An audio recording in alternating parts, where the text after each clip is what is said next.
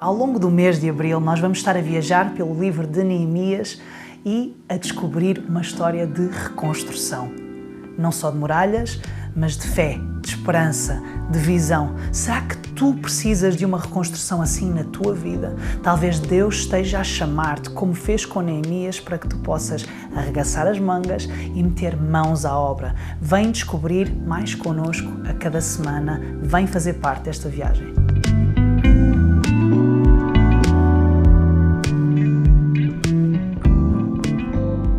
Boa noite e bem-vindos a mais um episódio das nossas noites de ensino sobre Neemias. Espera-nos um episódio muito prático, com temas muito relevantes para a nossa própria vida. Vamos orar. Deus, que tu possas falar ao nosso coração hoje. Que tu possas ajudar-nos com mais ferramentas para a reconstrução daquilo que tu tens colocado no nosso coração e que nós vemos que está em ruínas. Sonhos em ruínas, esperança em ruínas, relacionamentos em ruínas, casamento em ruínas. Ajuda-nos no processo de reconstrução, que o teu Santo Espírito possa desbloquear os nossos ouvidos, possa desbloquear a nossa visão para aquilo que tu queres falar hoje à vida de cada um. Em nome de Jesus. Amém. Nenhum líder, ninguém que se responsabiliza pela reconstrução de algo está isento de críticas. E a humildade em nenhum lugar será vista mais claramente do que na maneira como esse líder as aceita e reage a essas críticas. Qualquer um que entra na arena da responsabilidade, da liderança, deve estar preparado para pagar um preço.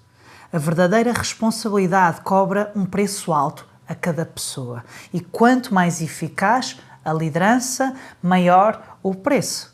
O líder deve enfrentar o facto de que será alvo de dardos críticos, por mais desagradável que possa parecer.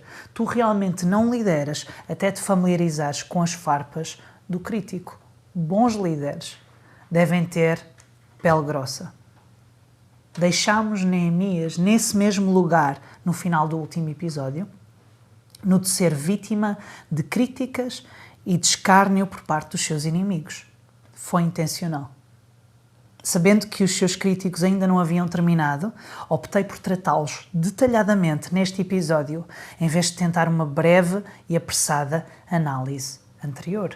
Vocês podem então adivinhar qual será o título deste capítulo para a história de Neemias: lidando com oposição e críticas. Ao olharmos novamente para Neemias, tínhamos em mente que para o líder a oposição é inevitável.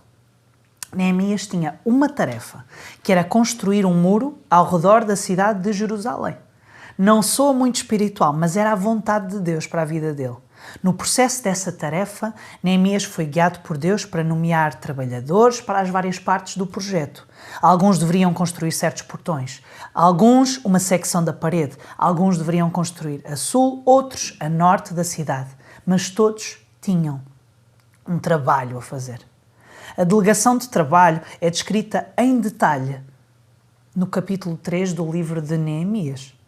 Pouco depois, contudo, lemos sobre a oposição que Neemias enfrentou enquanto o muro estava já a ser construído. A vontade de Deus não permitiu que o muro fosse construído sem oposição. Foi antes que o muro estivesse pela metade que os trabalhadores começaram a ser bombardeados com palavras sarcásticas dos críticos. Capítulo 4, versículo 1 do livro de Neemias. E sucedeu que, ouvindo Sambalate que edificávamos o muro, ardeu em ira e se indignou muito e escarneceu dos judeus. O que motivou a oposição foi o andamento do processo de reconstrução. Alguém poderia pensar que ver este pequeno grupo de pessoas tendo sucesso num projeto enorme evocaria admiração, evocaria apoio, mas não foi assim.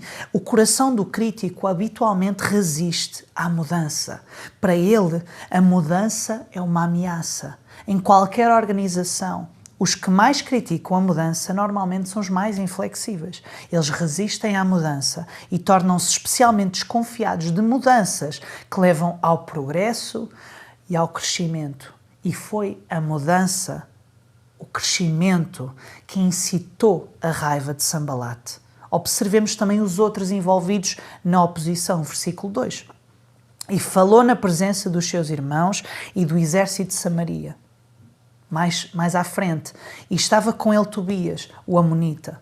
Eu aponto estes 2 bocadinhos para enfatizar algo que é geralmente verdade. Os críticos gravitam em direção a outros críticos. E obviamente, embora nem todas as críticas sejam do diabo, esta crítica em específico era destrutiva e perturbadora para o povo de Jerusalém. Todos os líderes, todos aqueles que tomam nas suas mãos a responsabilidade de reconstrução de algo nas suas vidas, devem desenvolver a capacidade de medir o valor da crítica. Têm de determinar a fonte e o motivo e têm que a ouvir com discernimento. Às vezes o melhor curso de ação é responder às críticas e aprender com elas. Outras vezes essas críticas devem ser completamente ignoradas. Os críticos de Neemias estavam constantemente uns com os outros e a sua reação não foi tranquila ou levemente desinteressada. Não. Eles estavam com raiva. Eles tornaram-se sarcásticos. O sarcasmo deles pode ler-se no versículo 3. E estava com eles Tobias, o amonita, e disse: ainda que edifiquem, vindo uma raposa derrubará facilmente o seu muro de pedra. Tu podes imaginar um comentário como estes, em relação àquilo que Deus colocou no teu coração reconstruir durante este tempo, em relação ao teu casamento, em relação ao teu trabalho, em relação à tua família? Em relação ao ministério que Deus te confiou, até uma raposa insignificante era capaz de derrubar isso.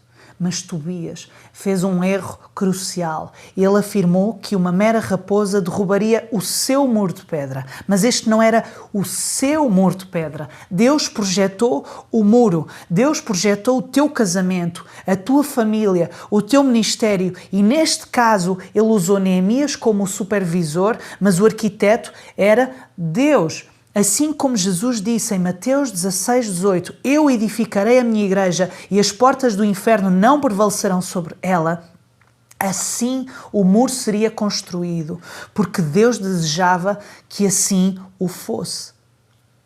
Neemias enfrentou oposição. Aqueles comentadores de bancada que o teriam feito interromper a construção do muro de Jerusalém. Ele fez 2 coisas significativas em resposta às críticas. Primeiro, no versículo 4 e 5, ele falou com Deus sobre as críticas. Ele orou. Vemos no versículo 4. Ouve, ó nosso Deus, que somos tão desprezados, e caia o seu opróbrio, a sua desgraça sobre a sua cabeça, e faze com que seja um despojo numa terra de cativeiro, e não cubras a sua iniquidade, e não se risque diante de ti o seu pecado, pois que te irritaram defronte dos edificadores. O que é que nós fazemos quando uma palavra dura nos é dita? Costumamos gritar mais alto, não é verdade? A discussão mais recente na tua casa talvez tenha durado tanto tempo porque os participantes continuaram a gritar um com o outro. As discussões nunca são um monólogo. Se tu queres parar uma discussão, fecha a tua boca. A outra pessoa geralmente vai abrandar e vai acalmar. Vejamos os versículos 28 e 29 do capítulo 15 de Provérbios. O coração do justo medita o que há de responder, mas a boca dos ímpios derrama em abundância coisas más. Longe está o Senhor dos ímpios, mas escutará a oração dos justos. A nossa resposta deve, em primeiro lugar, ser: Senhor, como é que eu devo responder a esta situação? O nosso foco para lidar com o confronto e com as críticas não deve ser a retaliação, mas sim buscar sabedoria e discernimento de intenções em Deus. Tiago 1:5 diz que se nós precisarmos de sabedoria, nós devemos pedi-la a Deus. Antes mesmo de Neemias dizer uma palavra ao crítico, ele conversou com Deus. Ele se recusou a retaliar, embora outros pudessem tê-lo encorajado a fazê-lo. E para além de levar todos os contratempos a Deus em oração, Neemias abordou a oposição de outra maneira. Ele permaneceu na tarefa. Ele persistiu. Eu gosto muito daquilo que Neemias escreve no capítulo 4, versículo 6. Assim edificamos o muro, e todo o muro se cerrou até sua metade, porque o coração do povo se inclinava a trabalhar. Tu consegues imaginar a atmosfera que estava a acontecer naquele lugar? Continuem a misturar a massa! Passa-me outro tijolo, já está a tomar forma! Com o trabalho de todo o povo, o muro foi unido até à metade, pois as pessoas tinham vontade de trabalhar. Os críticos desmoralizam. Os líderes incentivam. Quando os críticos falaram, os trabalhadores ouviram e ficaram desmoralizados, mas quando o líder capaz se aproximou e disse: vamos olhar para as coisas com os olhos de Deus, vamos erguer estas muralhas, mantenham o trabalho. Os membros da construção estavam de volta lá com as espátulas e os carrinhos de mão, juntando pedra e massa, portões e dobradiça. Sabes, nada entusiasma mais o diabo ou o crítico do que o seu negativismo resultar num abrandar de todo o processo. A coisa mais fácil de fazer quando alguém é criticado é desistir. Mas Neemias disse: continuemos na tarefa, não desistam, continuemos a construir. E é isso que eu quero dizer-te hoje.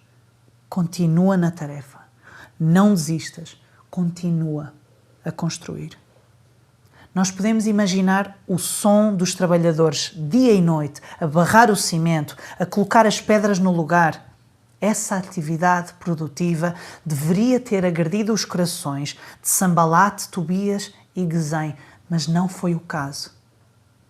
Na verdade, o tamanho do grupo da oposição, dos críticos, acabou por crescer.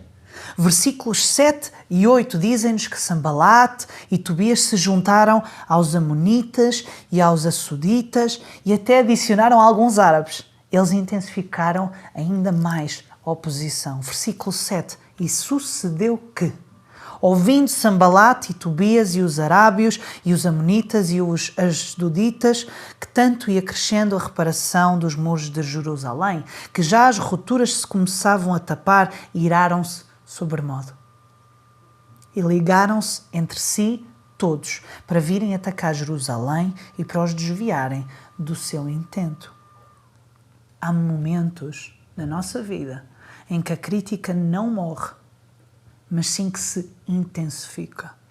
Os críticos não apenas expandiram as suas tropas, mas também aumentaram a intensidade da oposição. Eles planearam uma conspiração para causar um distúrbio. E o que é que Neemias fez com o assédio contínuo? Como era o seu costume, ele intensificou a oração. Versículo 9. Porém, nós oramos ao nosso Deus e pusemos uma guarda contra eles, de dia e de noite, por causa deles. A oposição intensificada poderia ter derrubado Neemias, mas estava longe de derrubá-lo. A oposição intensificada contra a vontade de Deus exige uma resposta intensificada. Neemias não apenas ouviu a oposição, mas também analisou os dados disponíveis, orou e tomou medidas decisivas e práticas. Ele disse: vamos montar guarda contra eles. Esta foi uma resposta de bom senso. Ele persistiu ao pegar em armas. Ocasionalmente, a persistência na forma de bom senso deve prevalecer. Será que tu estás com receio que alguém invada a tua casa? Certamente deves confiar em Deus, mas não te esqueças de trancar as portas. Não ores apenas sobre isso. É tolice deixar as portas destrancadas da nossa casa quando estamos a orar para que a nossa casa não seja assaltada. E antes de avançar, podemos perceber que há 3 verdades muito práticas que podem ser extraídas daquilo que já falámos hoje neste episódio. A primeira: é impossível liderar alguém sem enfrentar oposição. É impossível reconstruirmos algo em ruínas sem enfrentar oposição. Devemos aprender a aguentar a pressão. Nós vamos enfrentar a oposição. Vem ao assumirmos a responsabilidade por algo. Dardos serão lançados e nós precisamos de esperar que eles apareçam. Em segundo lugar, é essencial enfrentar oposição na oração. A primeira resposta à oposição deve ser a oração. A oração é a única disciplina, na maioria das vezes negligenciada na nossa vida cristã. Em terceiro lugar, a oração não é tudo o que é necessário se a oposição cresce. Isso era verdade, por exemplo, para a vida de Davi. Ele orava quando Saulo estava atrás dele, mas também corria como um louco. Quando a oposição se intensificou, ele correu ainda mais rápido. Quando piorava ainda mais, ele começava a esconder-se em lugares mais obscuros. Na maioria dos casos, as críticas não valem a pena a preocupação, mas se o líder ora e ainda assim se encontra a enfrentar uma oposição intensificada, o bom senso deve ser empregue. Nenhum líder, nenhum de nós está isento de críticas. Não esperes tu estar. Mas quando elas vierem, que tu estejas pronto para lutar contra o desânimo e que estejas preparado e pronto para atacar as críticas que vierem. E entramos numa nova parte da história de reconstrução de Neemias.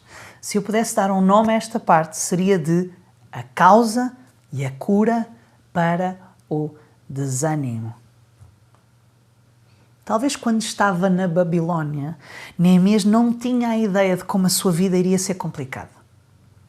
Ele assumiu um projeto que tinha toda a aparência de ser inofensivo, inocente e até bastante simples. Afinal, o que é que poderia ser tão difícil em construir um muro em torno de uma cidade? Parecia que Neemias conseguiria terminar aquele muro em apenas algumas semanas e então voltaria para a Pérsia e retomaria de onde parou. Mas não foi assim. Com todas as críticas, com todo o escárnio, com toda a ironia, com toda a conspiração, o desânimo começou a instalar-se. E ele, ao olhar por cima dos ombros daqueles trabalhadores, foi como se de repente estivesse diante de uma sala cheia de hostilidade. Na verdade, quanto mais ele tentava aliviar o problema, maior ele se tornava. Primeiro, como já falámos, foi o sarcasmo. Depois houve gozo, que levou à oposição aberta, crítica e, finalmente, conspiração. A ameaça que, quando eles menos esperassem, quando estivessem ocupados com as muralhas, os seus inimigos iriam tentar entrar despercebidos, iriam conseguir, iriam matá-los a todos. A conspiração foi tão grande que em pouco tempo aconteceu o inevitável. O desânimo instalou-se na fileira deles. Não importa o quanto ele tentasse, Neemias não estava a conseguir corrigir os problemas. Eles só pioravam, eles multiplicavam-se e ampliavam com o passar do tempo. O problema que atormentava Neemias era o desânimo. E que doença difícil de curar. Eu não conheço nada que tire o nosso fôlego tão rapidamente quanto o desânimo. Construir aquele muro de Jerusalém certamente não estava a ser tarefa fácil. O desânimo corria desenfreado, o diabo devia estar contentíssimo, mas Neemias não ignorou o desânimo. Neemias arregaçou as mangas e, como um bom líder, lidou de frente com o desânimo. Na resposta dele, podem ser encontradas 5 técnicas que ele empregou, que funcionaram para ele naquele tempo e que vão funcionar hoje para ti, para tu lidares com o teu desânimo, com o desânimo na tua vida, com o desânimo na reconstrução de algo que é precioso para ti, que Deus colocou nas tuas mãos para reconstruir. Em primeiro lugar, unifica os teus esforços em direção a uma meta. A primeira coisa que Neemias fez foi unificar as pessoas em torno do mesmo objetivo. Versículo 13. pelo que pus guardas nos lugares baixos por detrás do muro e nos altos, e pus o povo pelas suas famílias, com as suas espadas, com as suas lanças e com os seus arcos. Isto é significativo. Os construtores foram espalhados por toda a Jerusalém, trabalhando com pedras, com água, com massa, mas separados das suas famílias. Neemias unificou-os de acordo com as suas famílias e deu a cada um objetivo comum, a preservação. Ele desviou a atenção deles em relação ao inimigo. Ele apertou as fileiras e assim encorajou os desanimados. O lar deve ser uma fonte base de encorajamento. A força de trabalho de Neemias foi desencorajada. E por isso mesmo ele disse, vamos reunir-nos com as nossas famílias. Neemias reuniu-os em unidade. E o que é que ele fez a seguir? Neemias interrompeu a obra.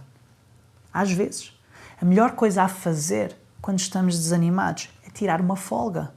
Há um velho ditado grego que diz, vamos partir o arco se o estivermos sempre a dobrar. Quão dobrado está o teu arco? Quando é que foi a última vez que tu aliviaste o arco e paraste por alguns dias? Suponho que todos ficamos tensos a concretizar o trabalho que Deus nos deu, mas workaholics, pessoas viciadas em trabalho, que só pensam em trabalhar, em fazer, em concretizar, normalmente não são os melhores líderes. Neemias parou o trabalho e disse, vamos unir-nos como famílias. E isso fará muito para parar o teu desânimo e o desânimo que pode estar a tomar conta da circunstância em que tu estás. Em segundo lugar, direciona a tua atenção para o Senhor. Em seguida, ele dirigiu a atenção deles para Deus. O povo estava de olhos fixos nas ruínas, nos escombros. Eles precisavam antes colocar os olhos deles no Senhor. Versículo 14. E olhei e levantei-me e disse aos nobres e aos magistrados e ao resto do povo, não os temais, lembrai-vos do Senhor grande e terrível e pelejai pelos vossos irmãos, vossos filhos, vossas mulheres e vossas casas. Neemias assumiu o comando. Este é o trabalho básico de um líder. É o trabalho básico do que tu terás de fazer. Assumir o comando. A frase, lembrem-se do Senhor, que Neemias disse, soa muito bem, sabes? Mas como é que nós fazemos isso? Nós podemos começar por nos lembrar das coisas que o Senhor nos disse, que o Senhor fala na palavra dele. Tu realmente colocas na tua mente algumas das declarações que Deus fez a teu respeito. Por exemplo, Isaías 26, 3, 4.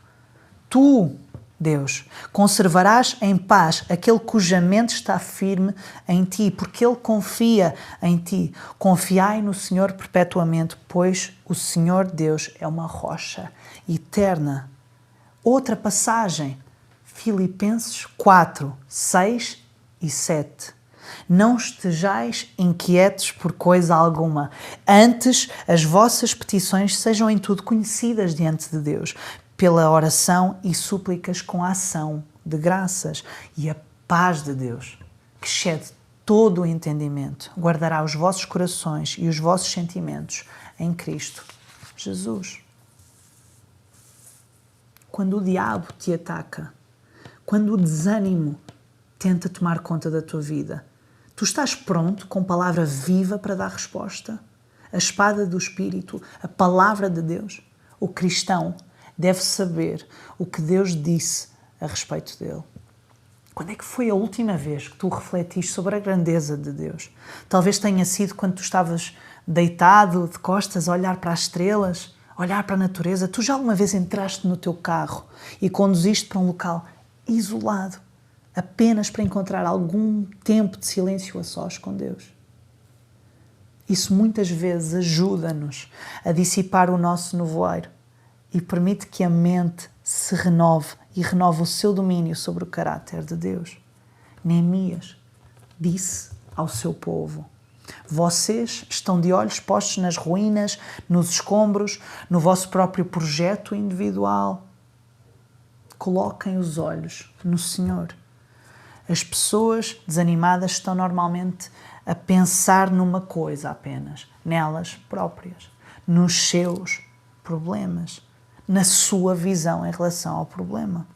Então, Neemias unificou-os em torno do mesmo objetivo. E isto significava que ele teve que parar o processo de trabalho, falar às suas necessidades individuais e voltar a atenção deles para o Senhor. Em terceiro lugar, uma boa ferramenta para lidar com o desânimo é a seguinte: mantém um equilíbrio entre os teus pensamentos e as tuas ações. O que é que Neemias fez em seguida, na sua tentativa de frustrar o desânimo? Ele encorajou os judeus a manter o equilíbrio. Ele chamou os judeus para a ação. Agora vocês têm que lutar. Ele comandou, há um trabalho a ser feito, desembainhar as vossas espadas. O versículo 14 conclui até que nós já lemos: pelejai pelos vossos irmãos, vossos filhos, vossas mulheres e as vossas casas. Vejamos então os versículos 15 e 16. E sucedeu que, ouvindo os nossos inimigos que já o sabíamos e que Deus tinha dissipado o conselho deles, todos voltámos ao muro, cada um à sua obra. E sucedeu que, desde aquele dia, metade dos meus moços trabalhava na obra e a outra metade tinha as lanças, os escudos, os arcos e as couraças, e os chefes estavam por detrás de toda a casa de Judá. O versículo 17 acrescenta também: os que edificavam o muro e os traziam as cargas, e os que carregavam, cada um com a sua mão fazia a obra e na outra tinha as armas. Isto, meus amigos, é uma base da vida cristã. Há um desequilíbrio em cristãos que não fazem nada além de lutar, mas de igual preocupação é o cristão que diz que nunca há uma razão para lutar. Concordo plenamente com uma filosofia de vida equilibrada que incentiva tanto a construção quanto a batalha. Nós precisamos estar alerta em relação ao ensino subtil que sugere que Deus faz tudo e nós recuamos e não fazemos nada. A Bíblia continuamente nos exorta a permanecer firmes, a lutar pela fé, a ser fortes na luta e a ser bons soldados. Mas nós devemos equilibrar fé com a ação. Em quarto lugar, uma ferramenta para lutar contra o desânimo que nos é ensinada por Neemias é: determina um ponto de encontro. A quarta coisa que Neemias fez foi fornecer um ponto de encontro. Deixa-me esclarecer o que é que eu quero dizer. Neemias escreveu no versículo 19: e disse eu aos nobres e aos magistrados e ao resto do povo: grande e extensa é a obra, e nós estamos apartados do muro, longe uns dos outros.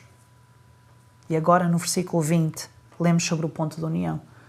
No lugar onde ouvirdes o som da buzina, ali vos ajuntareis conosco. O nosso Deus pelejará por nós. Fantástico. Qual é que era o ponto de encontro? Antes de tudo, era um lugar, mas também sugere um princípio. O lugar era de onde vinha o som da trombeta. Neemias ordenou: sempre que ouvirem o som da trombeta, corram para o local onde a trombeta está. O princípio qual é? Não tentes lutar sozinho. O princípio ainda hoje é verdadeiro.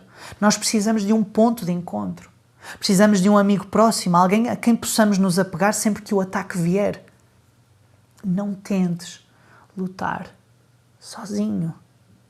Nenhum de nós deve dizer: eu não preciso de mais ninguém. Isso é teologia errada e transmite uma ideia distorcida do cristianismo. A resposta do Filho saudável de Deus é: eu não posso fazer isto sozinho, mas, ó Deus, se tu me deres a tua força através do teu Espírito e me ligares com um irmão ou irmã na família que possa encorajar-me e a quem possa encorajar, eu estarei ao teu redor até ao último dia deste desafio. Tu tens alguém assim? Se tu não tens, cultiva isso com alguém. Procura, anseia, ora por tal amigo. Não desistas até que possas conectar a tua alma com outra pessoa que te ajude nesse processo de reconstrução que tu estás a passar. Que cuide da tua alma, que ore por ti, que ore pelas tuas necessidades. Tu precisas de alguém para ser o teu ponto de encontro e te ajude nas tuas lutas. Neemias disse: quando ouvirem o grito de guerra, venham para onde está a trombeta. E é aí que está a força, na unidade. E em último lugar, uma ferramenta que Neemias nos ensina para lidar com o desânimo é a seguinte: desenvolve uma rotina que sirva outros. Desenvolve uma vida que sirva outros. A quinta e última coisa que Neemias fez para dissipar todos os sinais de desânimo entre o povo foi ocupá-los no ministério de servir outros. Os versículos 21 e 22 dizem-nos que eles continuaram o trabalho. Assim, trabalhávamos na obra. E metade deles tinha as lanças desde a subida da alva até ao sair das estrelas. Também, naquele tempo, disse ao povo: cada um com o seu moço fica em Jerusalém para que, de noite, nos sirvam de guarda e de dia na obra. Em essência, Neemias estava a dizer: ei, nós precisamos de ajuda. Eu estou a pedir-vos que sirvam e ajudem uns aos outros. Nós não conseguimos lidar com isto sozinhos. Nos dias de pressão que se seguiram, conforme nós lemos no versículo 23, eles nem tiveram tempo de trocar de roupa. Quando desciam à água para tomar banho, eles ficavam na tarefa. Eles ministravam uns aos outros em serviço e em envolvimento. E a minha pergunta para ti também hoje é: quão envolvido é que tu estás na vida de outros? Esta semana, quanta da tua vida é que será gasta em serviço de outros, em cuidado de outros, em oração por outros? Ou será que a tua semana está focada apenas em ti mesmo, nas tuas necessidades, nos teus ritmos, nas tuas prioridades? Todos nós devemos tirar um tempo para olhar para as nossas vidas, tomando nota especial em relação ao nosso investimento pessoal na vida de outros. Neemias disse: olha, nós não vamos ficar sentados com pena de nós mesmos e a lembrar as nossas próprias feridas. Nós precisamos da ajuda uns dos outros. Vamos começar a cuidar, vamos servir, vamos ministrar. Não é disso que se trata a essência do cristianismo. Não devo eu abrir mão dos meus direitos e dizer não a mim mesmo. O desânimo é de facto uma doença interna. Começa com a dúvida, como um vírus. Através do medo e dos exageros negativos, o vírus começa a crescer e a multiplicar-se. Acabamos por perder o nosso caminho. Enfraquecemos, fugimos, escondemos-nos. À medida que o desânimo continua, tornamos-nos virtualmente inúteis e completamente derrotados. Tornamos-nos presas fáceis para que o inimigo das nossas almas assuma o comando, anule os nossos esforços e tente derrubar aquilo que nós já construímos. E isso pode acontecer quase da noite para o dia. Nós acabamos o episódio desta semana com esta advertência que o desânimo pode estar a ser muito verbal na nossa própria vida, mas Deus não nos chamou para permanecer acampado nele. Há uma muralha a reconstruir. Há vitalidade para as nossas vidas, para as nossas famílias, para os nossos ministérios. Dá uma vista de olhos nas 5 técnicas que Neemias usou para combater o desânimo e as ameaças vindas do inimigo. Estes métodos nunca serão ultrapassados. O desânimo pode ser difícil de lidar, mas certamente não é impossível. Lembra-te, não é uma doença terminal. Até para a semana.